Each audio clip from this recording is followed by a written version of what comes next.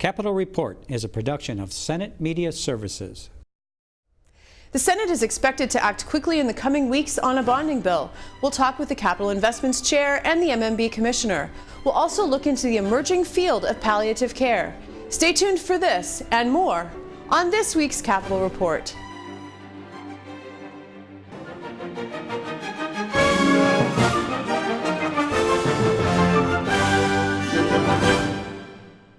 Welcome to this week's program. I'm Shannon Lurkey.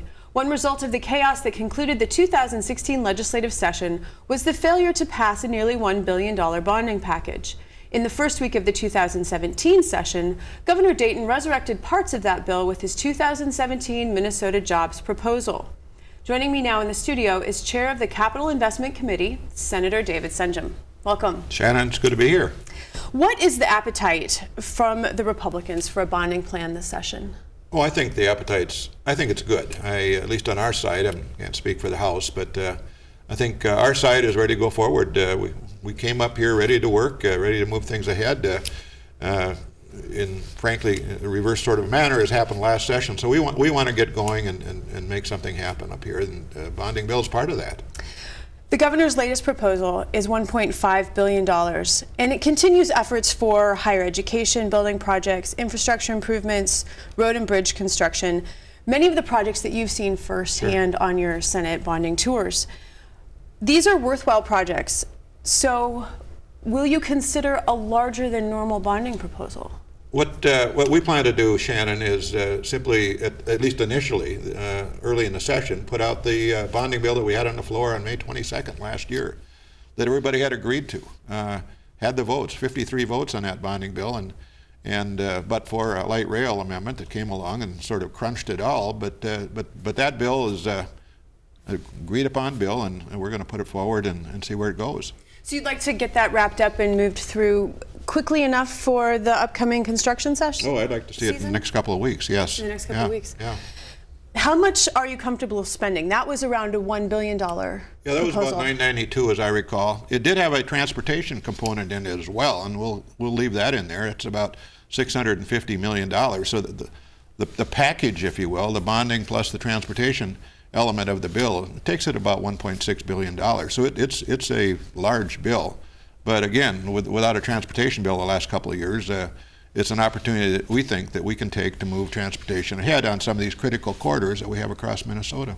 So is the idea, if you can get this bonding proposal from last session through, then you would wait until bonding, a new bonding package until next year, because it's normally done in we haven't gone quite that far down the road at this point. It's possible, and late April, early May, something may arise in terms of some emergency things. I would expect if we can pass the bill that we are talking about, that will be the premier bill for this session. And then we'll have to go on tours this summer and take a look at what else is out there in terms of projects that are meritorious. If the governor comes back and has some other things that he'd like to add into this bonding package full of last session's proposals, are you okay with that? Are you willing to talk about that? Are you open to that? We're certainly willing to talk about it in conference committee if it gets that far. I mean, we propose, the governor disposes, so he can line item anything in the bill we present him. No problem at all with that. He can take the whole bill down if he wants to.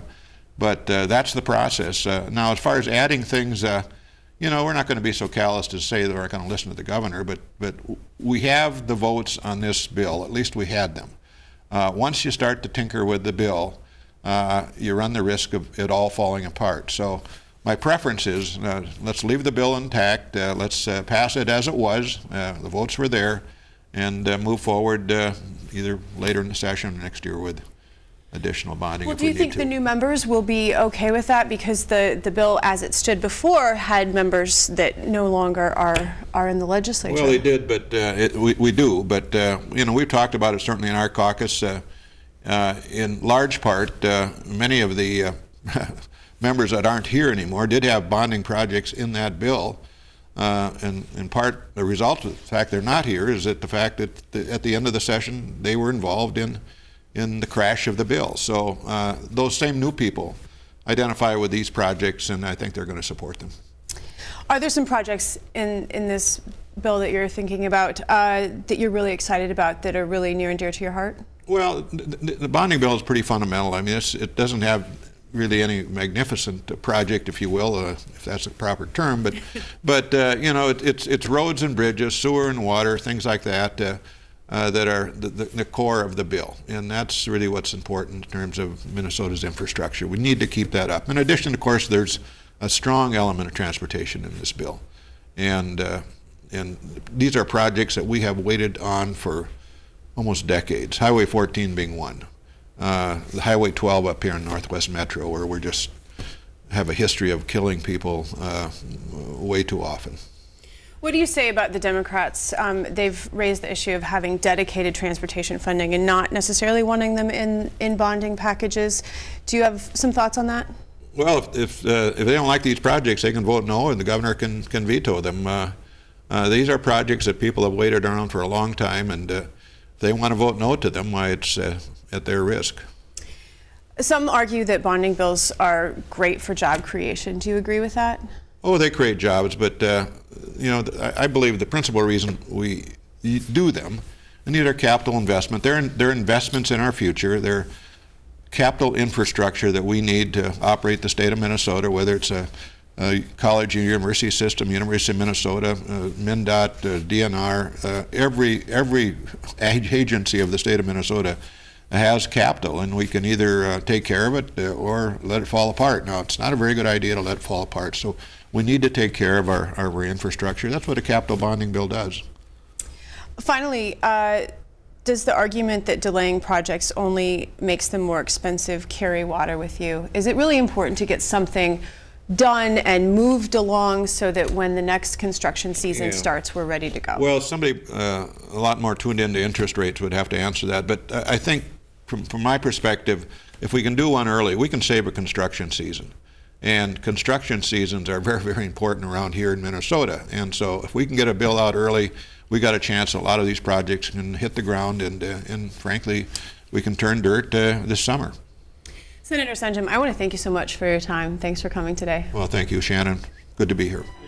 With the reopening of the state capitol, the Rotunda is once again a vibrant locale. On Tuesday, amidst a bipartisan group of lawmakers, Governor Mark Dayton signed an agreement with the United States Department of Agriculture to secure federal funding to protect and improve water quality in Minnesota. We're signing today an agreement with the federal government to protect up to 60,000 acres of Minnesota land in 54 counties, which have been determined to be have water quality challenges. It's entirely voluntary, and it's spearheaded by the direct payments that the federal government and the state government will make to landowners who participate in this program. If all 60,000, if and when they're all subscribed and taking full effect, it will save 19,200 pounds of phosphorus per year. It will reduce nitrogen runoffs by 1,220,000 pounds per year, and it will reduce sediment runoff by, I had to do this on my calculator, 246 million pounds per year. So it's going to have a huge impact. Certainly we are pleased to work with these programs that rely heavily on the volunteer program that for our individual property owners. I think too, as we look at this and we look at the opportunity that we have, we must also be aware of some of the issues that face us. And I think as we look at having these additional acres planted, as we consider the Palmer amaranth issue that was discovered in western Minnesota this past season, it also points to the great responsibility we have to guarantee the safety of the seed supply that is coming into Minnesota, and to ensure that as we work to eradicate Palmer amaranth on one hand, we are not planting it in new locations on the other hand. I want to make a specific appeal. We talk about farms, but to landowners, to maybe folks who aren't on the farm but own the land, and they remember what the land was like when they were a kid. They remember the bees and the butterflies and the muskrats. They remember the wildlife that was there. They remember the joy in growing up. And they have an ability, by going into CREP, to save that for their children. and their children's children, so they can leave a legacy, voluntarily working together with our local elected officials, local soil and water districts, to implement these practices and leave a lasting gift to Minnesota that this $350 million can match. And on Wednesday morning in the Rotunda, legislative leaders competed in the first bipartisan bag-off. The event is the culmination of a campaign to raise money for and bring awareness to the growing social problem of hunger in our communities. Legislative leaders competed against Seth Allen, a 20-year-old college student and the 2016 Minnesota Grocers Association Best Bagger, who plans to compete in the National Best Bagger contest in Las Vegas next month. Are you nervous about going up against the Speaker of the House and the Senate Majority Leader? I wasn't until I got here, and I was told I have to bag with one hand, so it's going to be a challenge, but I'm not really nervous. It's more for fun than anything. Contestants were judged not only on the time completing the task, but also on weight distribution and style. The winner was Speaker of the House Kurt Daudt, who received $1,000 to donate to a food charity in his district. $15,000 was donated to Second Harvest Heartland.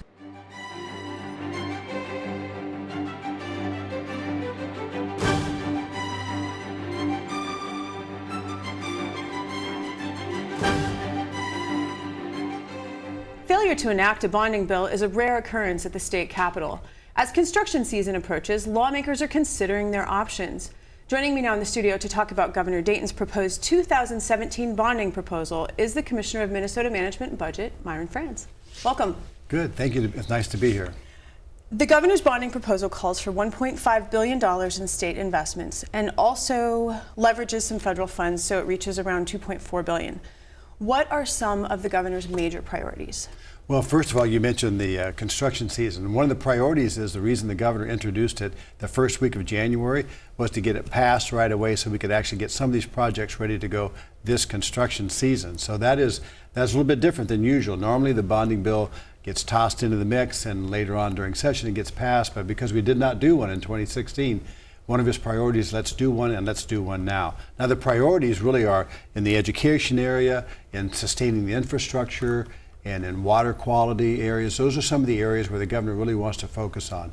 And I think the key though for him was to try to put together some of the projects that were in the 2016 bonding project, but to add to that because we really have some priorities that we need to hit right away. What are some of those big priorities that really need to be hit? Well, I would say education. There's about 20%, about $346 million of the package goes to education, and that includes some E12 funding for schools. Also, the University of Minnesota at Duluth, there's a chemistry and applied science building there, the medical school facility at the University of Minnesota. So a big emphasis on higher education.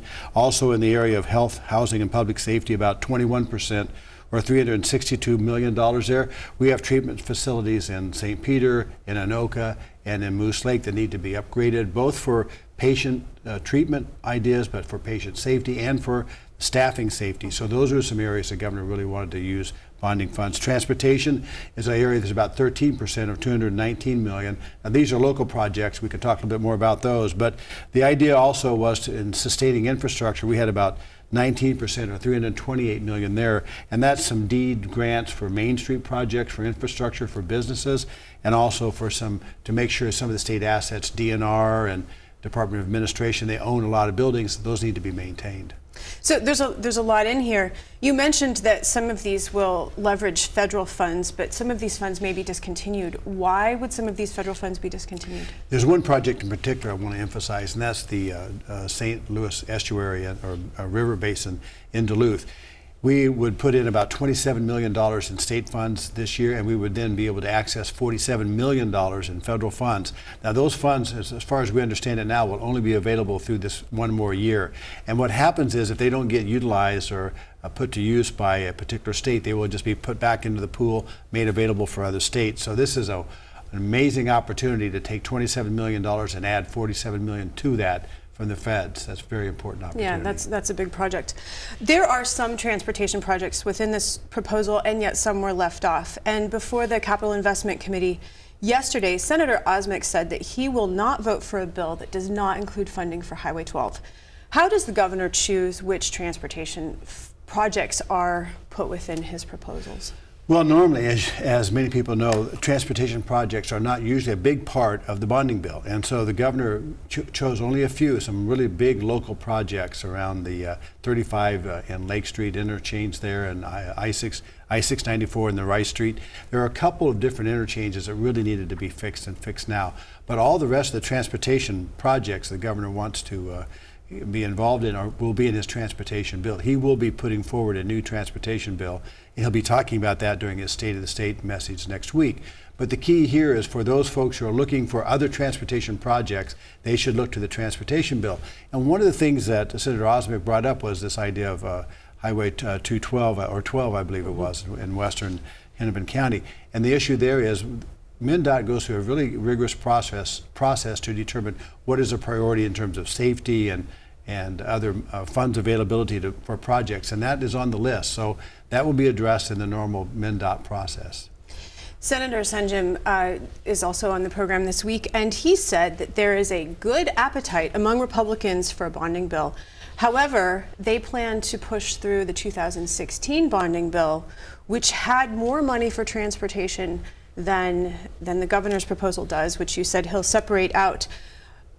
In terms of other bonding projects, did the governor have the 2016 bonding bill in mind as he crafted this 2017 version? Well, he certainly he looked at it. I mean, one of the things we did really was we took the 2016 proposal that he made that submitted to the legislature in 2016, and that's where we really began. But you may recall that a lot of those projects, some of the water quality projects for the Public Facilities Authority, a water treatment facility plant, some of those were in the bonding bill in 2016, but the governor really didn't look at the 2016 bill that was passed or almost passed from the legislature. He didn't use that as a model because there was too much transportation. There are too many earmarks to transportation projects. There was over $300 million in cash. So there were a lot of issues with that bonding bill, and the governor really believed that his proposal of $1.5 billion in general obligation bonds was a better way to go.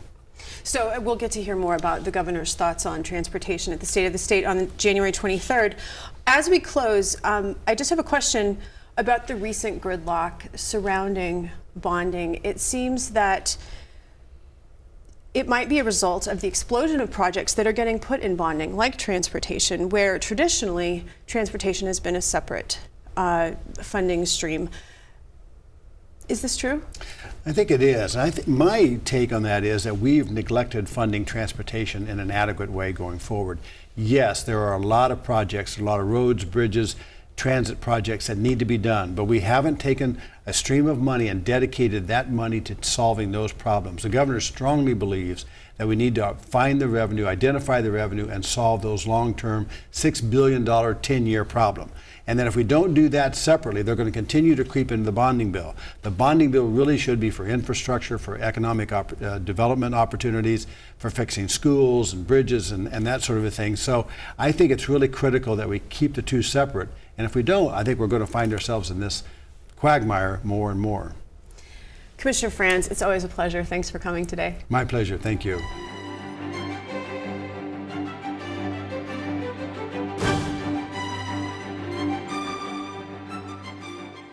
Governor Dayton will give his State of the State address on Monday, January 23rd.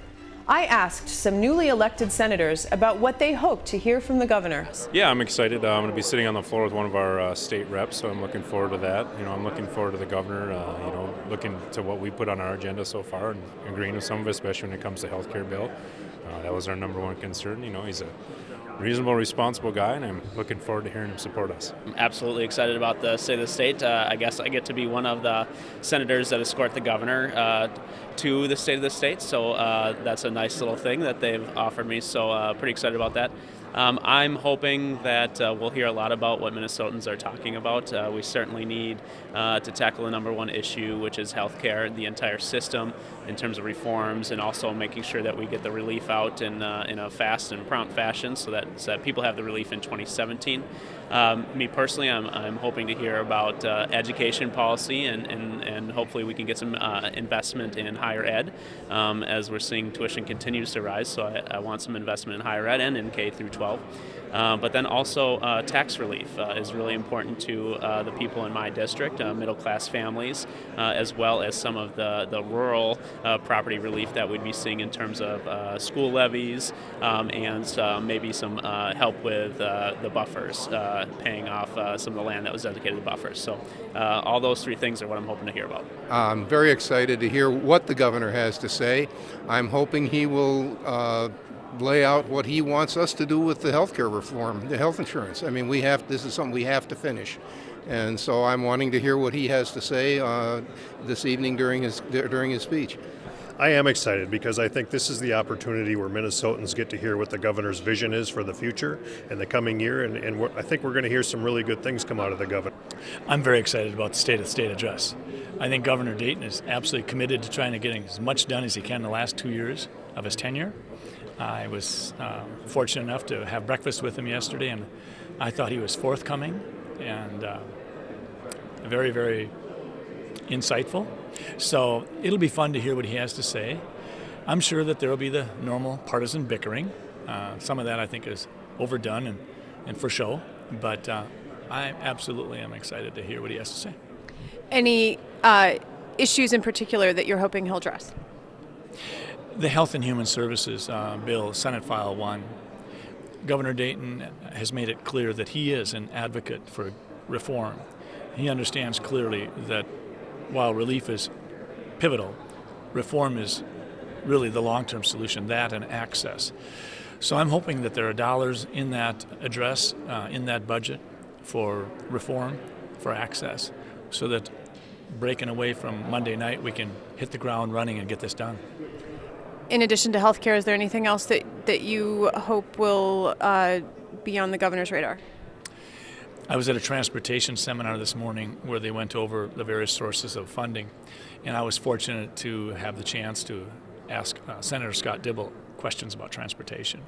And he's extremely involved and very, very aware of so many pieces of transportation. So I'm hoping that Governor Dayton's address will address that straight on. We need to get more dollars to transportation. It has to be in a dedicated way. I really don't want to see the Band-Aids. I'd like to see something sustainable. And I'm hoping that people like Senator Scott Dibble have touched Governor Dayton in such a way that Governor Dayton will come out and give us strong guidance that says, we got to get this done. Roads and bridges are important.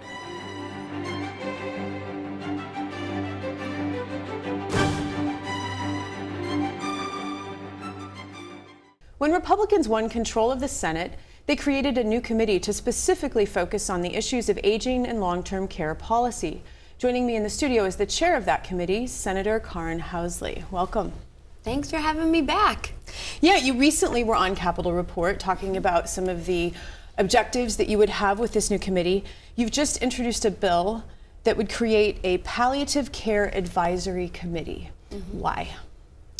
Right out of the gate, I got a bill in there, and we're going to have a hearing next week on palliative care. It was actually brought to me by the American Cancer Society, and there is a need for, in the state, if someone is diagnosed with a serious illness, whether it's cancer or Alzheimer's disease like I have in my family, or congestive heart failure, or ALS, Parkinson's, the list goes on and on, there's a definite need for a specific type of care that helps with their quality of life to deal with the illness, instead of just going to the doctor and getting your meds and then sending you on home and deal with it. So many of these patients have issues with sleep or constipation or anxiety or nausea. There are a lot of other things that go along with each illness that sometimes those aren't being addressed. So I thought a committee, well, American Cancer Society thought, and I thought it was a good idea, a committee to take a look at what we are doing in the state, where we have access to it, where we don't have access to it, and why don't we have access to it, and come back to the legislature with their report every year. So 20-member board and an advisory committee just to research palliative care. And some of that research involved what other states are doing. I understand 13 other states have some type of legislation about this type of care. Is that correct? Yep, 13 other states have a palliative care advisory committee and are implementing some of the suggestions to their legislature. So that's what I'm sure our advisory committee will be doing also. You mentioned the need for education in one of your statements about this. What are some common misconceptions of what palliative care is? And I think ever since I dropped the bill too, I'm hearing stuff out, because to me, there was no misconceptions. I just thought this was something that luckily enough in our family, we were able to access it. But I was reading on Twitter that somebody said, isn't that just hospice care? And hospice care is a subset of palliative care, because hospice care deals with more towards near the end of life. This would be dealing with all of the symptoms to help relieve some of the pain or anxiety or all of the symptoms that go along with the chronic disease. My understanding is that palliative care includes a team of specialists, which may include physician, nurse, social worker, chaplain, or other care specialists who work alongside the patient's doctor. So it's a team effort to get that extra layer of support. Does this potentially make this care more expensive? And again, that's something that the advisory committee will be looking at, because I don't know personally if it would be more expensive. I think if their insurance covers it or however, we're going to have to look at that, but I don't know if it's going to end up being more expensive. The bill language states, it's sort of a long definition, but it goes into addressing the spiritual needs and facilitating patient autonomy, access to information, and choice. And so the choice piece I want to talk about, because last session, I forget who introduced a death with dignity bill, which is sometimes called assisted suicide or right to die. This is a particularly fraught issue in our society, but is that part of the choice that may come up, you know, if somebody has an ALS diagnosis and if that is one of the choices they want to pursue? Do you expect this will come up?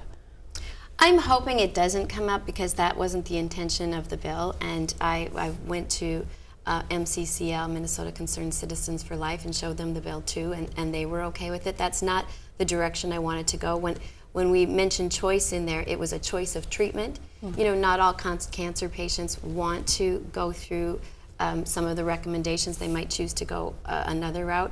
And so in this choice, you would be giving educated on what all of the options are out there, but not assisted suicide or end of life. That's not where I was going with this bill. So it's more about quality of life, living with various illnesses. Yep, living with various illnesses and being educated on what you can do to help alleviate the symptoms, the pain, and all of it that goes along with it. Is there a companion bill in the House? There is a companion bill, and I'm pretty sure Nick Zerwas and I, Representative Zerwas, we were texting, and I think he got the bill, so I don't think he's dropped it yet, but Representative Zerwas of Elk River is carrying it in the House. Well, I look forward to learning more about palliative care and the advisory committee and the work of your committee. I want to thank you so much for your time today. Thank you, Shannon.